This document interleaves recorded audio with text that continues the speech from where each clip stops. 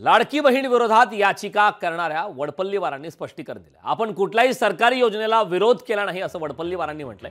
मी फक्त जनतेच्या पैशाच्या उधळपट्टीला विरोध केला असंही वडपल्लीवारांनी म्हटलंय। योजनांमुळे गरिबांचा फायदा होत असेल तर चांगलंच आहे।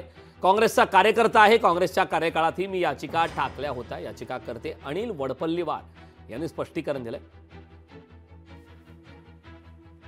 फार दुःखाची बाब आहे की माननीय मुख्यमंत्री आणि माननीय उपमुख्यमंत्री माझ्यावर जे आरोप लावले ते फार चांगलं नाही। कारण माझ्या याचिकेमध्ये मी राज्य शासनाच्या किंवा कोणत्याही योजनेला चॅलेंज केलेलं नाही आहे। त्यांना समजूत झाली मला कळत नाही। माझी याचिका ही दुसऱ्या विषयावर आहे आणि याचा फालतू गैरसमज पसरतो आहे। जनतेच्या पैशाचा सदुपयोग झाला पाहिजे अशी मी मागणी केलेली आहे। ही फार चुकीची समजूत आहे की काँग्रेस वगैरे पक्षांनी मला कोणती अशी सूचना केलेली नाही आहे आणि मी कोणत्या पक्षासाठी या जनित याचिका दायर करत नाही। शिंदे साहेबांनी ज्या पद्धतीने सगळ्यांना बरोबर घेऊन उठाव केला आणि यांना घरामध्ये बसवलं, ही एकच गोष्ट कुठेतरी ती खुपली आहे।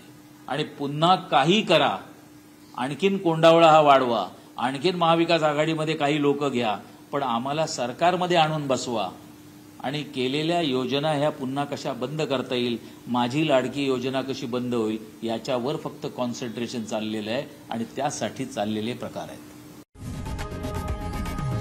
लोकशाही मराठी ऐका, पहा, जागरूक रहा।